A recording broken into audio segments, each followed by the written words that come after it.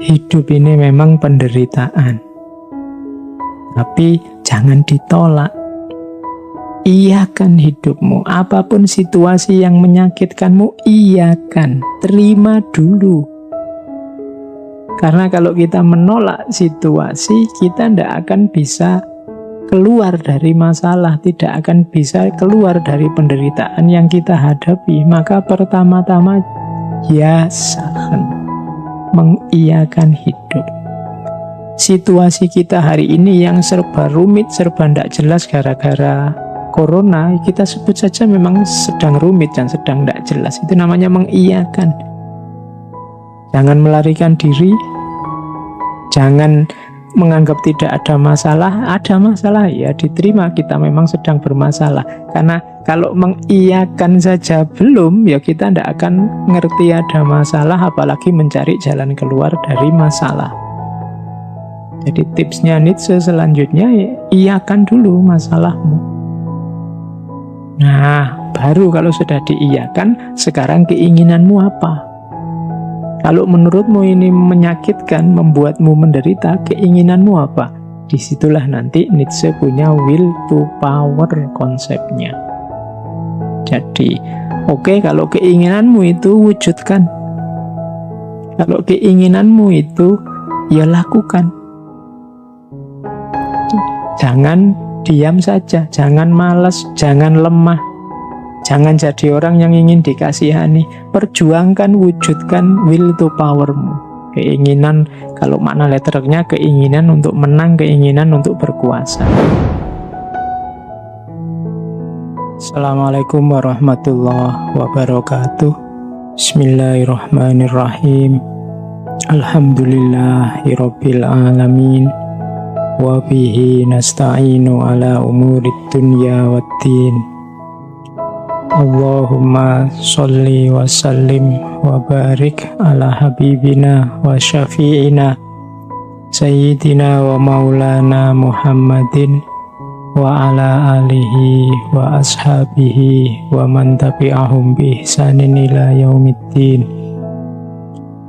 Bismillah, mari kita lanjutkan ngaji kita. Yuk ditata niatnya dulu ya. Niatnya semata-mata hanya mencari ilmu, nambah wawasan, meluaskan pengetahuan. Semuanya lillahi ta'ala. Hanya menjalankan keinginan perintah dari Allah dan juga anjuran dari Kanjeng Nabi untuk kita senantiasa menambah ilmu. Karena mau tidak mau harus kita sadari kuncinya orang hidup itu ada di ilmu.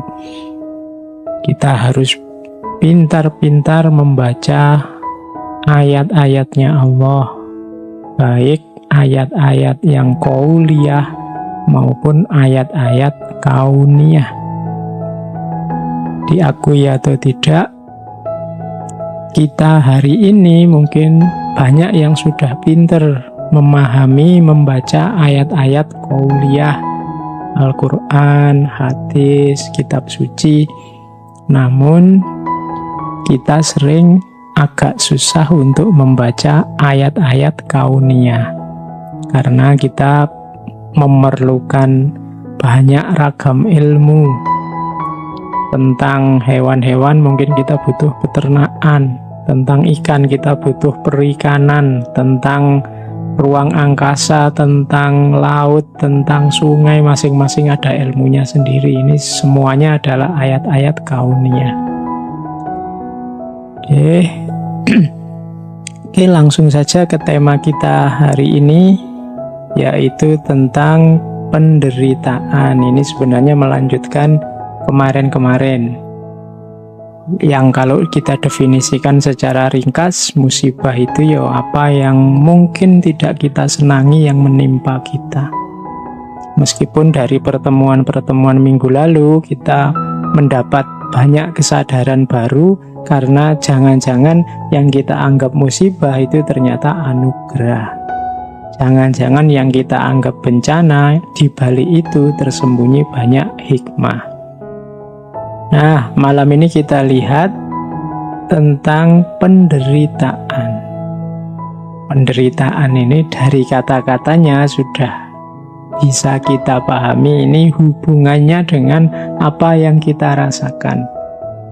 Di minggu ketika saya bicara tentang bencana, di situ kan ada satu pandangan bahwa bencana atau tidak bencana alam itu sebenarnya kuncinya ada pada manusianya. Manusianya merasa menderita apa enggak. Kalau tidak membuahkan penderitaan atau tidak dianggap sebagai penderitaan oleh manusia, biasanya tidak dianggap bencana. Kalau terjadi gunung meletus misalnya di tengah-tengah sana kutub utara yang tidak terasa sama sekali di peradaban manusia, mungkin ya tidak diberitakan besar-besar, tidak dianggap penderitaan. Jadi itu salah satu cara orang membaca bencana, ada yang seperti itu.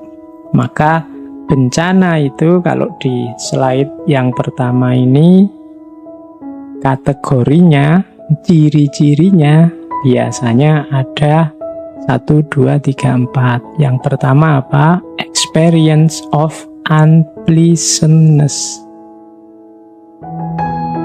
Penderitaan itu cirinya 4. Yang pertama, pengalaman ketidaknyamanan, ketidakenaan. Jadi kapanpun rasa tidak enak itu hadir, biasanya kita merasa menderita oleh apapun. Sehingga ciri kedua itu perception of harm or threat of harm. Jadi kita mempersepsi, merasakan adanya rasa sakit atau kita terancam takut sakit, itu juga menderita. Jadi kita dipukul orang itu menderita, takut dipukul orang menderita. Dimaki orang itu sakit, takut dimaki orang itu sakit. Makanya ada hadis itu yang bilang al-muslimu man salimal muslimuna min lisanihi wa yadihi. Jadi seorang muslim itu yang kalau muslim yang lain merasa aman di dekat dia, baik dari tangannya atau dari mulutnya. Jadi tidak sekedar orang Islam itu yang tidak menyakiti, tapi orang Islam itu yang membuat orang aman di dekat dia karena yakin dia tidak akan menyakiti. Jadi kalau kita dekat-dekat seorang muslim yang sejati, kita merasa nyaman bahwa pasti dia tidak akan menyakiti kita, baik lewat tangan kita atau melalui mulutnya. Jadi perception of harm or threat of harm itu penderitaan, karena dekat orang yang kita merasa terancam kan juga penderitaan. Jangan dekat-dekat teman itu deh, dia kalau ngomong nyelkitnya luar biasa, dia kalau komen selalu bikin sakit hati. Nah, itu berarti ada threat of harm. Kalau kita punya karakter seperti itu, kita berarti jadi sumber penderitaannya orang lain. Dengan mengikuti hadis Nabi tadi, ya berarti kita sebenarnya belum sejati kemuslimannya. Orang lain masih takut sama kita, takut disakiti baik oleh tangan maupun mulut kita. Yang ketiga, penderitaan itu ya bisa physical or mental. Kalau ini mudah dipahami ya. Jadi sakit fisik atau sakit mental. Dari kata-kata itu biasanya sakit mental. Kita sakit hati, kita susah, sedih, sumpek, itu sakit mental. Kalau sakit fisik, ya fisik kita yang tersakiti, sama-sama penderitaan. Kemudian ada degrees of intensity, ada level kedalaman yang beda-beda. Jadi ada orang itu mungkin cobaan hidupnya berat sekali, tapi dia masih bisa tertawa menikmati hidupnya. Tapi ada yang cuma dapat ujian kecil saja seolah-olah dunianya runtuh. Itu degrees of intensity. Penderitaan itu dicerna orang, intensitasnya beda-beda. Bagi mahasiswa yang kuliah, yang mungkin sejak semester 1 yo IP-nya pas-pasan, terus nilainya CDE, begitu dia semester ini dapat E lagi kan, degrees of intensity penderitaannya mungkin sudah rendah sekali, dia ndak sakit lagi, biasa sudah. Kemarin nilainya jelek kok Pak, sekarang dapatnya jelek, ya memang istiqomahnya begitu. Tapi bagi yang sebelumnya nilainya bagus terus, sekali dia dapat nilai jelek, wow itu rasanya dunia kayak kiamat. Sama dapat nilai jelek, bagi si yang satu ini beratnya luar biasa, bagi yang satunya biasa-biasa saja. Maka ini harus kita perhatikan benar saat kita berhubungan, saat kita mengempati orang lain. Kadang-kadang dalam berhubungan dengan orang lain itu kita ngukurnya pakai ukuran kita. Alah, kalau cuma ngomong gini aja kan biasa aja. Lu jangan lupa, mungkin kalau versi orang yang sedang kita hadapi itu menyakitkannya luar biasa. Meskipun menurutmu, ini kan cuma guyon saja, dan seterusnya, yang semacam itu. Jadi itu degrees of intensity. Setiap orang menanggapi apa yang menimpanya secara berbeda-beda, termasuk penderitaan ini. Tidak selalu ukuran kita cocok dengan ukuran orang lain. Kita merasa ini sudah berat luar biasa dan kita menganggap orang lain pasti juga seberat kita. Ya tidak mesti. Bisa jadi orang lain menangkapnya biasa-biasa saja. Jadi itu pemahaman awal kita tentang penderitaan. Hidup ini memang banyak penderitaan, tapi jangan lupa ada orang yang, kalau bahasanya anak-anak muda hari ini, orang-orang yang agak lebay tentang penderitaan hidupnya, sehingga mengalami delusi.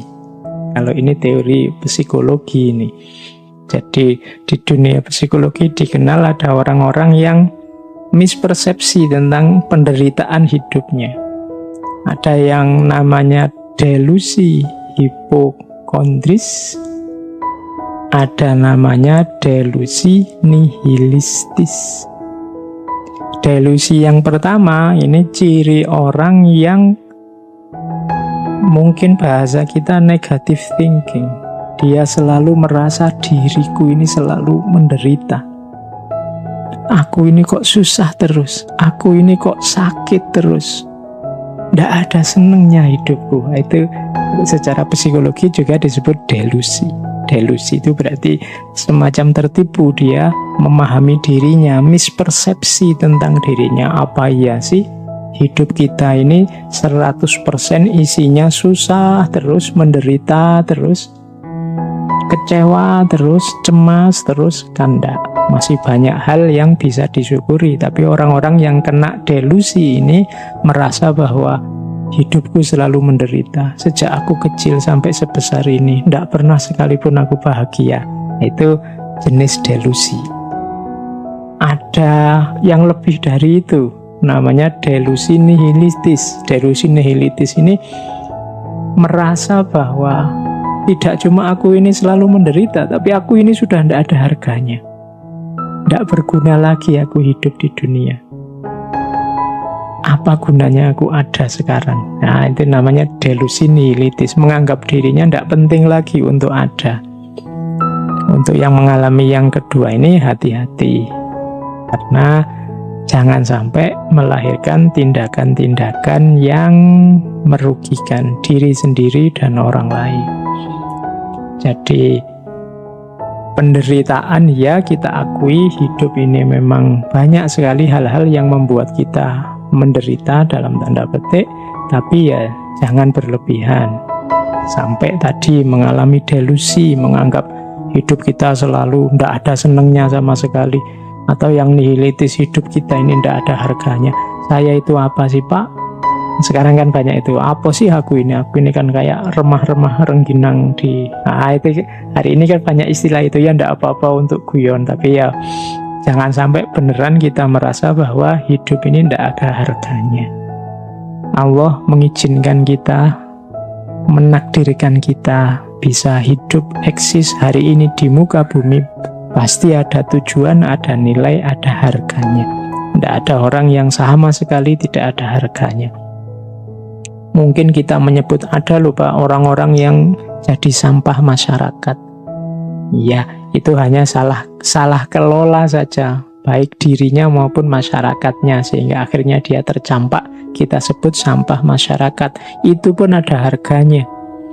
Kapan-kapan kita membahas itu, tentang dunia sosial orang-orang yang dianggap tidak berharga. Tapi jangan sampai kita merasa diri kita sendiri sama sekali tidak ada harganya. Berarti kita mengalami delusi nihilitis. Kadang-kadang ini nanti membawa orang jadi seperti saya sebut di minggu lalu, orang yang depresi terus mengakhiri hidupnya sendiri. Kita lanjutkan.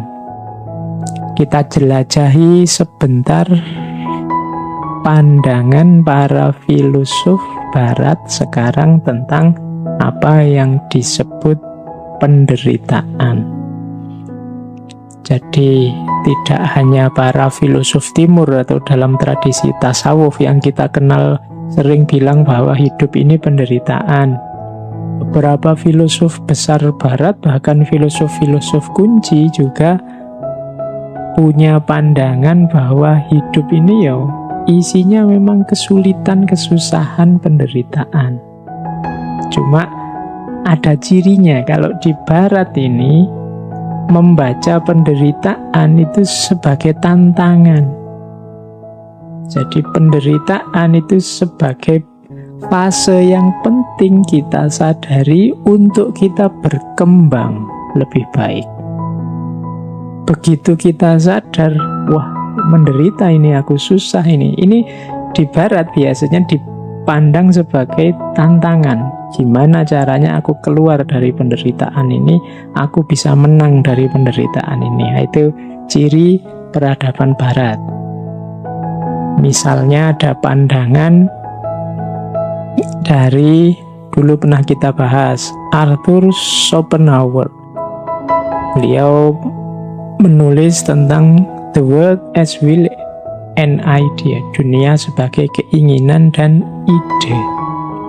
Katanya Schopenhauer, hidup ini digerakkan oleh keinginan kita. Hari ini kita masih bisa hidup, bergerak, aktif, itu kan karena ada keinginan. Sayangnya, tidak semua keinginan kita bisa terpenuhi. Bahkan bisa dipastikan sebagian besar keinginan kita tidak terpenuhi. Nah, akhirnya apa? Karena keinginan kita tidak semua terpenuhi, kan lahir kekecewaan-kekecewaan, lahir kesedihan-kesedihan, lahir penderitaan. Jadi ternyata manusia itu hakikat hidupnya adalah menginginkan sesuatu, tapi di balik keinginan itu ada kondisi bahwa tidak semua keinginannya terpenuhi. Berarti apa? Hidup ini ternyata intinya memang sulit, menderita. Kalau gitu apa gunanya hidup? Bunuh diri aja kok, katanya Arthur Schopenhauer. Jangan dikira bunuh diri itu bebas dari penderitaan, bebas dari keinginan. Justru bunuh diri itu kita terjebak pada keinginan yang lain. Keinginan untuk mati, keinginan untuk tidak ada masalah kalau saya sudah mati. Bisa-bisa kita tertipu. Jadi ingin bebas dari penderitaan dengan mengakhiri hidup, karena menganggap hidup ini serba penderitaan, tapi kita terjerat oleh penderitaan yang baru, terjerat oleh keinginan yang baru. Jalannya, katanya Schopenhauer, bukan dengan cara mengakhiri hidupnya, tapi apa? Mengontrol keinginannya. Jangan terlalu banyak karep, jangan terlalu mengandai-andai punya keinginan yang aneh-aneh. Nah, itu bisa jadi solusi untuk mengakhiri penderitaan. Jadi katanya Schopenhauer, diatur saja keinginannya. Jangan menginginkan yang aneh-aneh, yang tidak terjangkau, sehingga kita tidak banyak kecewa. Itu gayanya Arthur Schopenhauer. Nietzsche, kemarin kita banyak membahas tentang Nietzsche. Nietzsche punya quote yang sangat terkenal, "To live is to suffer. To survive is to find some meaning in the suffering." Hidup berarti menderita. Untuk survive berarti memberi makna terhadap penderitaan. Jadi katanya Nietzsche, tidak bisa, hidup itu memang isinya penderitaan. Caranya biar tidak menderita, biar selamat dari penderitaan apa? Kalau di Nietzsche ya, find some meaning in the suffering. Temukan makna dalam penderitaan. Di pertemuan 2 minggu yang lalu kan kita menyebut secara fenomenologis setiap orang menempelkan makna. Jadi tempelkan judul, tempelkan makna agar penderitaan ini tidak berbunyi penderitaan.